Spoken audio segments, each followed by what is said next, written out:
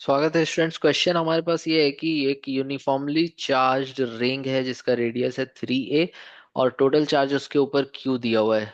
Is placed in the x y plane centred at the origin.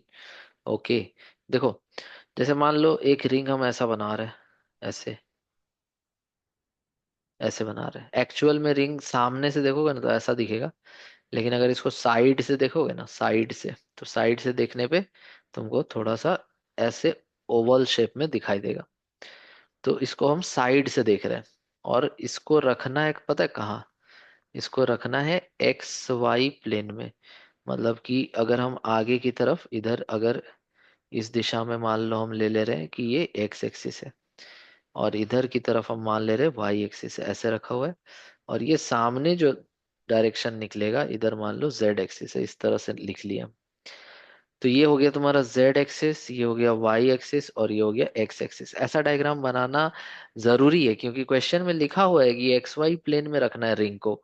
तो तुम सामने से देख सकते हो कि रिंग पूरी तरह से एक्स वाई में है और जेड बाहर की तरफ निकल रहा है। अब इस वाले क्वेश्चन में कह रहा है कि एक point charge Q is moving towards the ring. मतलब क्या हुआ कि यहाँ पे एक चार्ज है क्यू, जेड एक्सिस में है, कितने दूरी पे है? 4a। 4a की दूरी पे एक चार्ज q है और ये z एक्सिस में है और रिंग के सेंटर की तरफ मूव करेगा। Find the minimum value of v such that it crosses the origin. अब ये कह रहा है कि तुम बताओ कि इस v का मिनिमम वैल्यू कितना होगा दैट कि ये पास हो जाए इसके सेंटर से या फिर ओरिजिन से। एक्चुअल में होगा क्या कि जो रिंग है उसके ऊपर चार्ज q है ऑलरेडी, और ये जो चार्ज है ये भी क्यू है। अब इसको तुम चाहते हो रिंग के सेंटर की तरफ प्रोजेक्ट करना चाहते हो अगर, तो दोनों चार्जेस में रिपल्शन होना स्टार्ट होगा, जिसके कारण ये वाला चार्ज धीरे धीरे स्लो होता जाएगा। और हो सकता है कि अगर हम उतना सफिशियंट वेलोसिटी अगर नहीं दिए हैं तो हो सकता है कि यहाँ पहुंचने के बाद रुक जाए या थोड़ा पहले ही रुक जाए। तो कम से कम कितना वेलोसिटी हम दे दे दैट कि ये ओरिजिन तक पहुंच जाए। ओरिजिन तक पहुंच गया तो फिर तो खुद ही आगे निकल जाएगा वो। तो ओरिजिन तक पहुंचाना है मेरे को, तब जाके भी मिनिमम आएगा। ठीक है ना? तो अब यहाँ पे हम लोग यूज करने वाले इसके लिए कंजर्वेशन ऑफ एनर्जी मेथड। तो कंजर्वेशन ऑफ एनर्जी तुम पढ़े होगे, इसमें कहा जाता है दैट टोटल एनर्जी कांस्टेंट रहेगी यहाँ पे, और दो ही एनर्जी लेंगे, काइनेटिक एनर्जी और पोटेंशियल एनर्जी हम यहाँ पे लेंगे। ठीक है। तो देखो, अगर तुम इस पॉइंट की बात करो तो ये इनिशियल पॉइंट है, तो initial kinetic energy plus initial potential energy, और ये जाना है इसको ओरिजिन तक। इसका रेडियस भी क्वेश्चन में लिखा हुआ है 3a। ओरिजिन तक मेरे को जाना है, तो उस पॉइंट पे जाने के बाद फाइनल काइनेटिक एनर्जी और फाइनल पोटेंशियल एनर्जी हम लिख देंगे। काइनेटिक एनर्जी तो सिंपल भाषा में, अभी केवल यही चार्ज मूव हो रहा है तो इसका हाफ एम वी स्क्वायर। अब यहाँ पर अगर तुम देखो तो पोटेंशियल एनर्जी कैसे लिखेंगे वो समझो। पोटेंशियल एनर्जी का फॉर्मूला होता है k q one q two upon r. लेकिन ये फॉर्मूला अप्लाई होता है कोई पॉइंट चार्ज अगर है मान लो Q1 और एक पॉइंट चार्ज है Q2, इनके बीच का सेपरेशन अगर R है, तो इस वाले पोटेंशियल एनर्जी का फॉर्मूला यूज करके हम लोग लिख सकते हैं। लेकिन यहाँ तो पॉइंट चार्ज नहीं है, यहाँ पे एक रिंग है।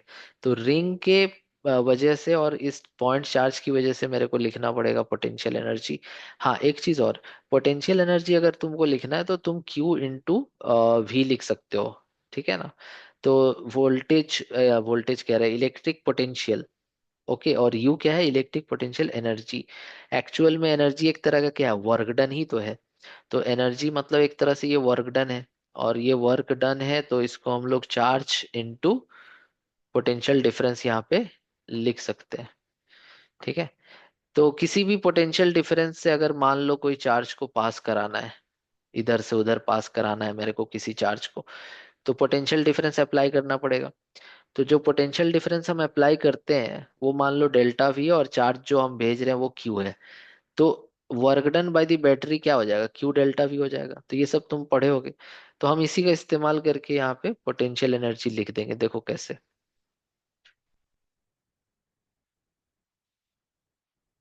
तो इसके लिए हमको यहाँ पे वी का वैल्यू निकालना पड़ेगा। वी कैपिटल वी है ये, ठीक है ना, वेलोसिटी नहीं है ये। तो ये कैपिटल वी पे यहाँ पे रिंग की वजह से निकाल लो। तो कोई भी रिंग है अगर उसके एक्सिस पे मान लो ये तुम्हारा एक्स है और ये वाई है, तो उसके एक्सिस पे तुमको मान लो निकालना है, पोटेंशियल एनर्जी निकालना है। और इस क्वेश्चन में हमारे पास वैल्यूज ऑलरेडी गिवन है। क्या क्या वैल्यूज है देखो, इधर का वैल्यू 4a है और इधर का वैल्यू क्या है, रेडियस 3a। तो ये पाइथागोरस थ्योरम अप्लाई करके 5a हो जाएगा। तो जब पोटेंशियल इस पॉइंट पे तुम लिखोगे ना रिंग की वजह से, तो वो हो जाएगा के, रिंग का चार्ज कितना था क्यू, तो KQ/5a, ये फॉर्मूला होता है, ठीक, ये फॉर्मूला होता है। तो इसमें तुम्हारा आ जाएगा क्यू, जो चार्ज हम भेज रहे हैं, और वी किसकी वजह से, रिंग की वजह से, वो कितना है, KQ/5a।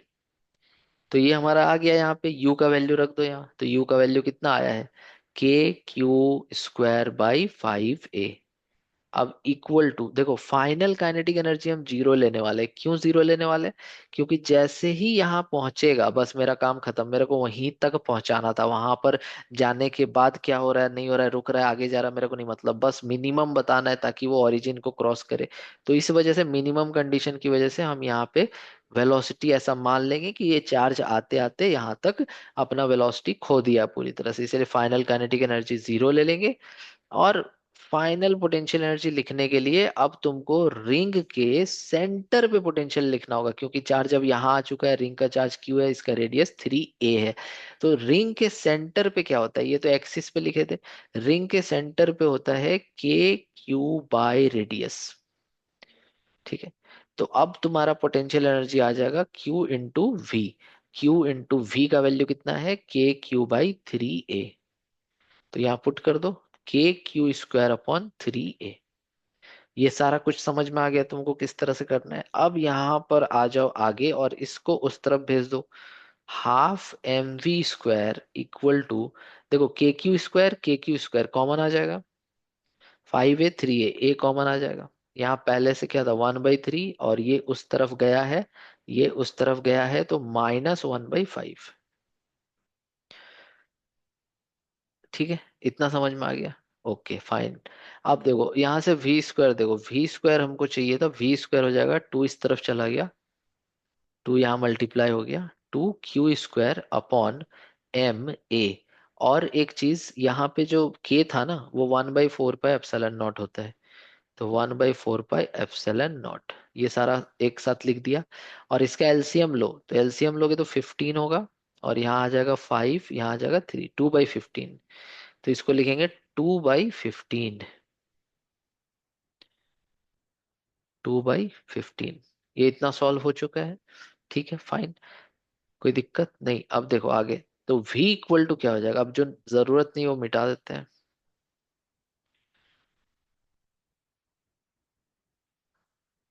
ठीक है, इसको हटा देते हैं।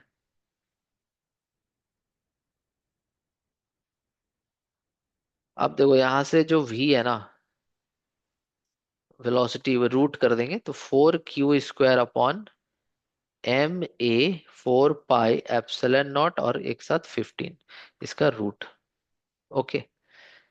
तो इसको थोड़ा सा आंसर्स के टर्म्स में अगर हम लिखें तो क्या ऐसे लिख सकते हैं, 2/m अलग, फिर इसका 2/15 अलग, फिर साथ में Q² अलग, और 4πε0 a अलग, और इसका पूरा का रूट। तुम देखोगे तो तुम्हारा ऑप्शन नंबर सी यहाँ पे मैच होगा। तो आई होप ये पूरा क्वेश्चन तुमको समझ में आ गया होगा। कमेंट करके जरूर बताना। Thank you so much for watching.